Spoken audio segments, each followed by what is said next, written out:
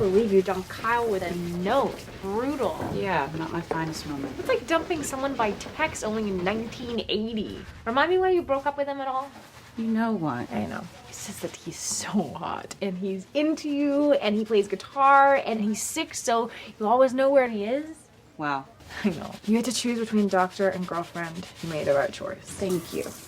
However, there are countless brains to cut into, but a limited number of butts like his. Keep your eyes on your own butt. Hi, everyone. Thank you for being here. And as we were just saying backstage, and as I'm sure all of you who watch Grey's Anatomy know, Camilla plays one of the show's most, I think, conflicting characters, right? I think she's kind of polarizing. Yeah, I do. Because I think also she's not friends with Meredith necessarily, and she's gotten into fights, and she says stuff, and she's had arguments with Steph this season, and there's a lingering engagement she can't seem to answer, which would never happen in real life with Justin Chambers. I mean, really, if Justin Chambers proposes to you like twice, you say yes twice. You say yes 1,000 times. You say yes and yes and yes, exactly. How did you come to be part of Shondaland? Oh, that's interesting. I was actually... I was on True Blood at the time, and I tested for a pilot. So a test, if you don't know, is where you are up for a new show, and you have the final audition, so it's usually you and one other girl. And it was a period drama called Gilded Lilies that she was doing at the time, and I didn't get the role. And then I went to Comic-Con, and I heard that they were auditioning for Grey's Anatomy, and that they were also auditioning for Alex's new love interest. And I actually missed the auditions. They were on a Friday. I was promoting Tomb Raider in San Diego. I heard by Friday evening that they could not find the girl, and Shonda obviously knew me from a previous TV show, so she called me in on Monday, and I think I knew by Wednesday, and I started Friday. Wow.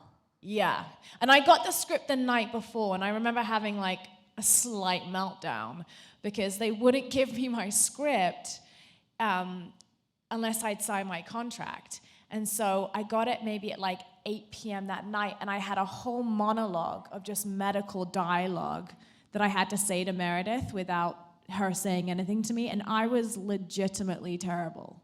Like, I was so nervous because I was such a fan of the show too. I could not remember the lines. And they actually cut the scene, by the way, but I thought they were just gonna cut my role by the end of the day. I was like, well, that's been nice. Well, I've enjoyed today. At least, though, you got the script the night before. I fully expected them to hand it to you when you showed up on set. Because the secrecy, I mean, you guys all know, we've had a lot of people from Shonda Rhimes' shows on. The secrecy level on the shows is pretty intense. It's really intense. I mean, when we get to table reads, that's the first time we're seeing it. So when something hugely dramatic happens, that's why when we say, like, for example, the episode that aired that was Cali and Arizona and the custody battle. Oh, that was heartbreaking. So heartbreaking that we were all reading it with them for the first time, and I thought for sure Cali was going to get custody. And so we get shocked in the same way that viewers do at table reads, and people are crying, and it's super emotional. So we don't know anything. We don't get told backstories or anything until the episode script comes. So let's go back in time a little bit. Okay. You go and you meet with Shonda. Did you sit down and have a chemistry read with Justin Chambers? No, I did not have a chemistry read. One thing that's interesting, though, is that I read Jo in a British accent, and I read her as an American. And I didn't know when I got the role which she was. So when my agent said, "You got it, you're gonna be," actually, I think her name was Sarah in the script originally, but they said, "You've got it, and you're gonna be starting Friday." And I said, "Cool, is she American or English?" And they said, "We'll call you right back." So they didn't even know. So that was kind of fun. But no, I didn't meet Justin until I turned up in the makeup trailer. And then he came over and he was like, "Hey, I hear you're my new TV girlfriend." And I was like, "You're welcome." So you're British, and you have to memorize all these insane medical terms. Shonda's scripts are famous for the amounts of dialogue that each actor has. You have to say these terms, you have to reel them off in an American accent while sounding like you literally just graduated from Harvard, which your character did. So how do you do it? I think I'm more used to it now. In the beginning, it was hard.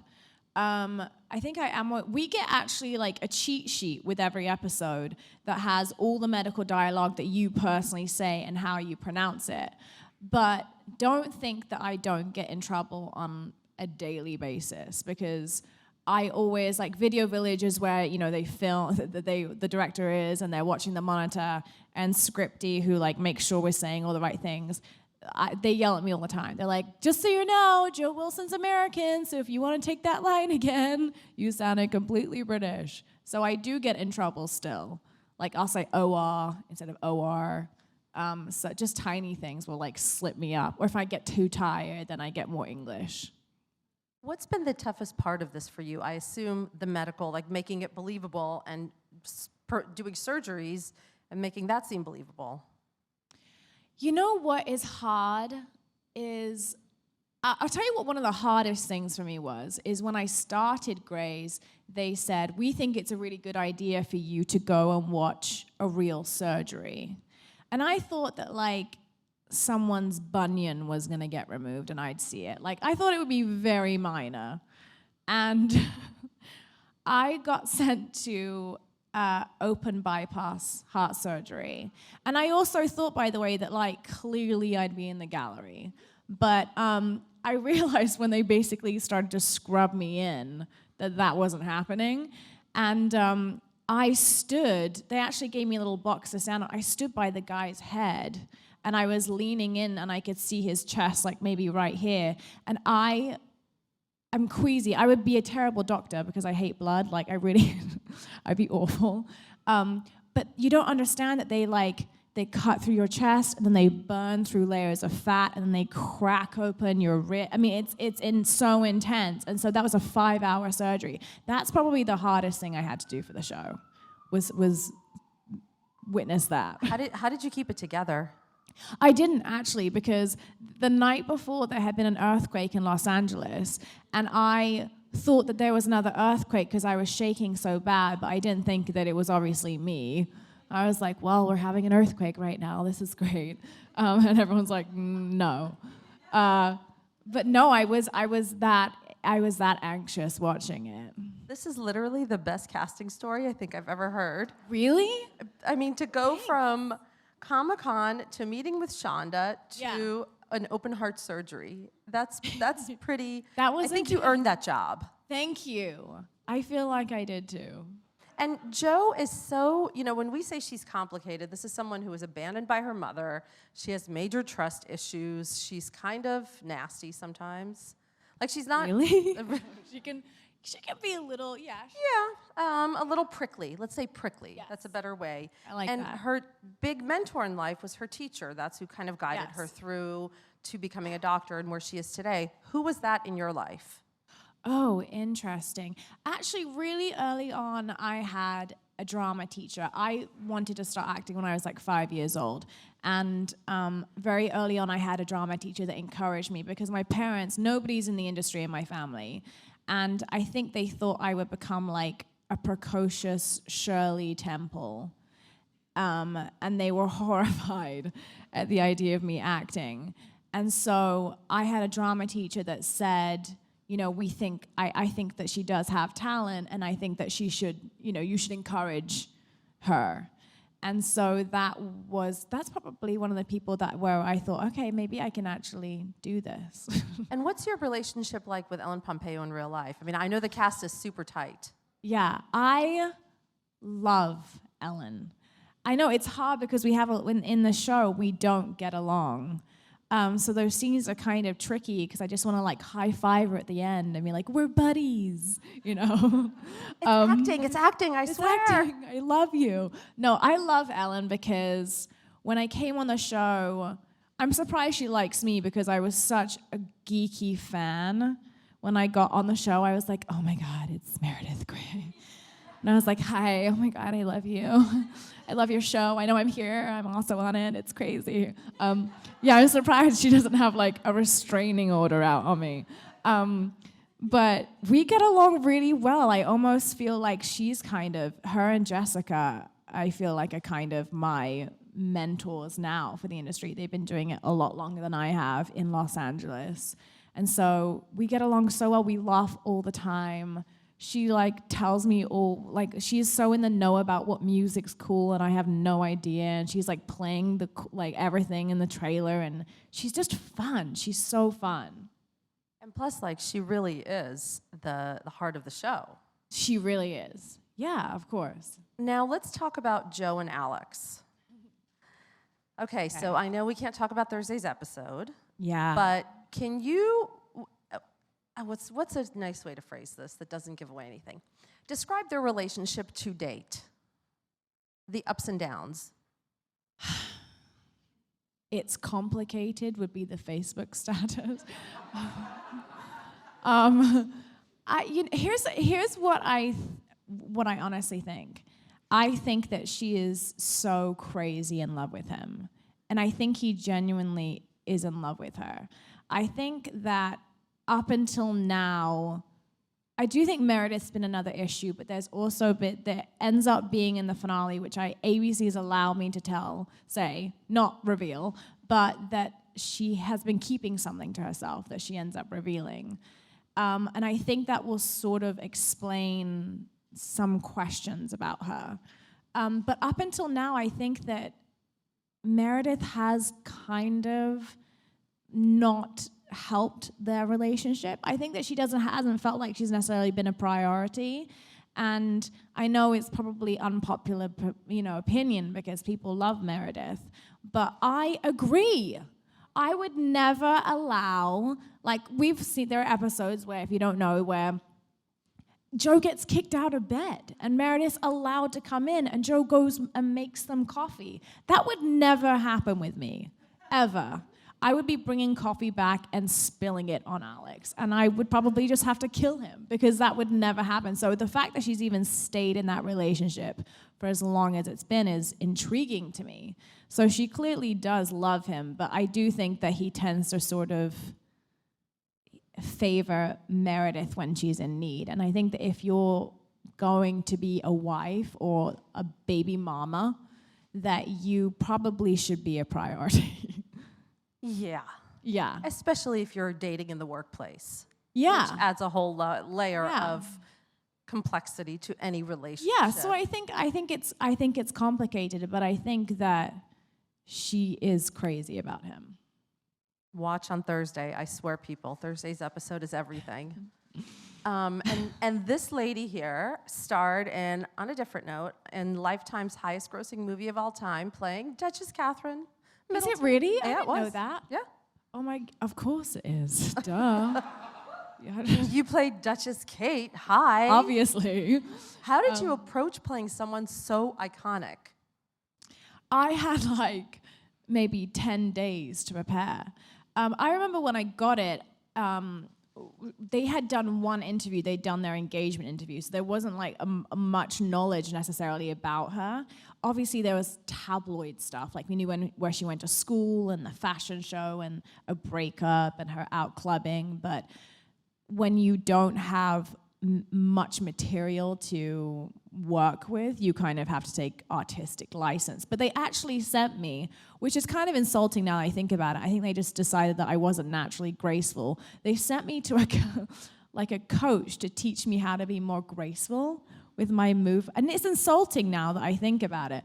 Like put a book on your head and walk? Yes. Like that level? Literally, yes. Wow. Yes. Like how to sit and get out of a car properly and how to curtsy properly.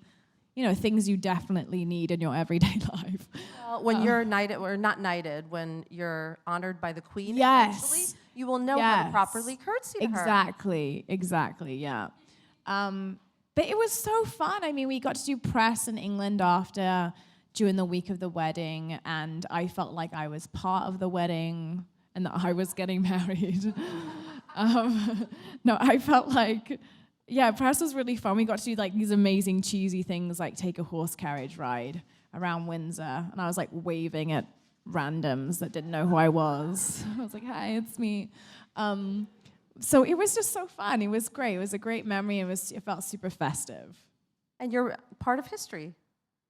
Yeah, obviously. Clearly. In the history books, probably.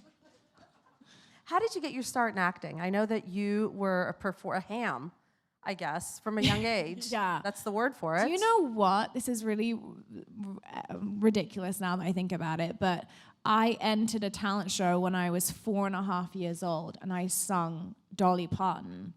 Which song? Me and Little Andy. It's like a very, I don't know if people really know about it. It's actually a really sad song. But I sung it and I won the talent show.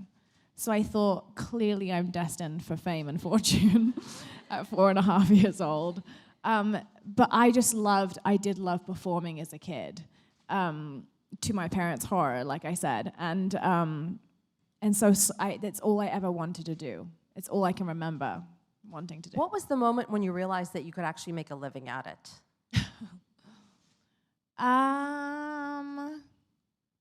I guess sort of around the time of Will and Kate, because right before then I'd sort of been hopping on shows, and I hopped off that and I went straight on to Californication, and then I went on to True Blood, and then I was doing Tomb Raider all through that. And I was waitressing when I first came to LA, and I didn't have time to even waitress. And I'm the type of person that, like, if I could still waitress now, I probably would, because I'm always afraid that, like, everything will end. So I started to realize, though, that I didn't need to, and it was kind of hard for me to feel like, wait, no, but this isn't really happening. But around that time, I realized, like, okay, I have money, I can save, finally, I was broke for so long. Well, and that must have been such a relief for you then when you were upgraded to series regular. Yeah, I almost think actually that was my chemistry read. It was like a season-long chemistry read, because I had it in my contract that I was recurring, and then at the end I could be made a series regular. But I mean, we've all seen the show. We know that people explode in elevators. And I thought that there's going to be some horrific, volcano that erupts on me, one episode, and I'll be gone. And it hasn't happened yet. So how did you find out? Did Shonda call you in? How does that work? No, I didn't. My agent called me and said, that I had it. But I thought that day, because I'd already sort of had a relationship with Shonda, and when I was reading, there were 4 other actresses there, and then I was the only one asked to stay behind and like kind of go through scenes again. So I thought, okay, maybe this is kind of in my favor. It's kind of going my way. But you don't know until you get the call. What has been the hottest scene you've had to shoot with Justin? All of them. The hottest scene I've had to film with Justin Chambers.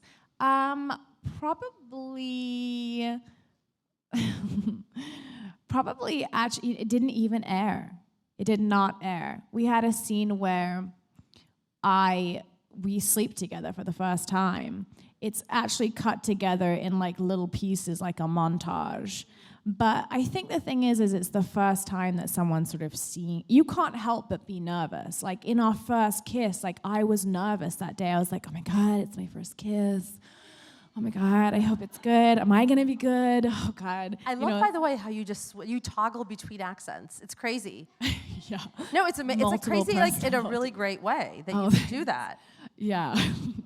I probably sound crazy. Actually, I'm gonna change that. Actually, my first kiss with him, because I was so nervous. It was like having a first kiss with someone, and because all season it's being built up. And Justin, I would say like, wait, are they gonna kiss this episode? Like, is it happening now? So by the time it happened, I was like, I was angry. I had like butterflies. I was anxious. And was it everything? It was everything I imagined, and it's more. Justin Chambers. What do you expect? Exactly. So when we were just talking about the table reads and how every week actually, you guys learn what happens at the table read. What has been up to now the plot point that surprised you the most? The finale. Uh, Okay, a plot point that hasn't aired. No, that has aired. That has aired. Yeah. That has aired. That has aired. Does it involve me or someone else? Whatever you think. Huh. Nobody's asked me that question. I think for me personally, it's probably easier for me to answer about me personally. I think that me finding out that I was homeless and I didn't know that until I was shooting a scene. I was like 7 or 8 episodes in, and I'm dealing with a man that's homeless. And Joe seems to have more affection and feeling towards him than usual. And Chandra Wilson, who plays Bailey, was directing. And she came over and she was like, oh, just so you know, it was like midway through filming the scene. She's like, just so you know, you were homeless. And I was like, huh, what? And she was like, yeah, you're homeless and your family and abandoned you and that's why you feel this way. And I was like, why has nobody, and she's like, oh, you know how you were crying at the beginning of the season? That was a lie. You're super manipulative. I was like, what? Are you kidding? Like, why didn't I know that? But they keep things from you. Does that make it harder or easier? It makes it exciting. It makes it exciting because, for example, I did get these last 2 scripts and I literally had to go to bed. I was like, I can't even be awake right now. It makes it exciting. Yeah, and especially, I mean, as we were saying before we go to the audience, the custody trial episode. That was really hard. Was, that was super shocking. Yeah. That was super shocking because that totally did not end the way I Yeah. expected it to. Oh, no. Arizona cheating. Oh, my God. When I did not see that coming, truly. And when she did, I was like, how could you do it, Jess? So that was really shocking. That'd be my pick. And now for our audience, please. Great. We're going to start with a question from an online viewer. Okay. So Wendy would like to know, what do you think is the magic touch of Grey's Anatomy that has kept it on the air for so long? I think it's the drama, but I think it's, and some crazy things happen, but I think that it's relatable at the same time. So I feel that anybody with sort of any kind of upbringing at any place in their lives can find someone or moments or scenes or situations that they relate to. And also, Shonda keeps you guessing. I don't know how she does it after 12 years, but there are still like shocking moments like what had just aired, with the custody battle. So I think that's why. Hello. Thank you so much for being here. I'm like freaking out right now because every Thursday my mom and I watch Grey's Anatomy religiously. So she's going to be freaking out when I tell her that I saw you. Oh, cool. So my question is, if Jo didn't become a doctor, based on how you know her and her personality, what field do you think she would have gone into? I feel like she'd be like a kickboxing instructor. Because she's a bit violent. So I'm going to go with that. And she's got some anger issues. She does. That's why I want her to get into ortho, because I do think that she could I think it would kind of get some aggression out. Hi. If you could have anybody guest star on the show, dead or alive, who would you pick? Oh, that's a good question. Wow. I mean, I feel like that's really hard. I don't know. I mean, I could go like seriously old school, like Marilyn Monroe, but I would almost I have this really weird fantasy that's not going anywhere bad, by the way, but I have this really weird, you're like, she's opening up way too much, fantasy that some of the Walking Dead cast, there's a crossover with some virus. You mean like the walkers? Not maybe a couple walkers, and then Denny comes back, but he's now that really horrible guy. What's his name? So maybe that. Okay. Spice it up a little. Like the zombie virus episode of yeah, Grey's the zombie Anatomy. episode. Okay. Why not? I could see it. Hey Camilla, switching gears a little bit, I just want to say that I thought your portrayal as Tomb Raider was like the most human and raw portrayals I've ever seen on a video thank game. So I just want to ask you, like, what was the process like for you working on that, and if it's something that you want to do again? Yeah, I mean, if I could play Lara Croft in the games forever, I think I would. But I think then they'd be, wheeling me out in a mocap suit in a wheelchair at some point, and that's not going to happen. I love Tomb Raider. Lara Croft is the character that I've played the longest of anything because the first game took 3 years to make. No one knows how long games take to make. They took 3 years. The second game took 2 years. But she's so fun. I don't know why I get these complicated dark characters, but she's great because she is so complicated, and I really enjoy playing her because it's so different to anything else. And I do get to do the motion capture as well as the voice, so that process is completely different to anything else I've ever done, and that in itself feels creative and kind of out there. And last question, please. Hi, Camilla. Hi. If you could be any other character across the Shondaland series, who would you be? Who do you want to play? I think I think I would still keep it on Grey's because that's, I mean, I'm super biased now, obviously, but that's the show I'm like the biggest fan of. But I think I would want to play maybe Bailey. She gets to boss everyone around. That's kind of fun. I feel like as an intern, we're always taking crap, and she's the one that dishes it out. So it'd be fun for that role reversal. So maybe Bailey. Like a Freaky Friday episode where you guys switch bodies. Yes. Another episode. Yeah. Oh my God, we're like literally a fountain of creativity. I know. mean, please. I know. And Grey's Anatomy airs Thursdays. Yes. Oh, please watch On the next ABC. episodes. They're so crazy. I'm not joking. They're crazy. Yeah, this one, especially this week, is pretty. This one, It's when gearing you finish up. watching it, you're going to be like, what is wrong with her? Wow. Not you, Joe. So insulting. Thank you so much, Camilla. Thank you so much. Thank you.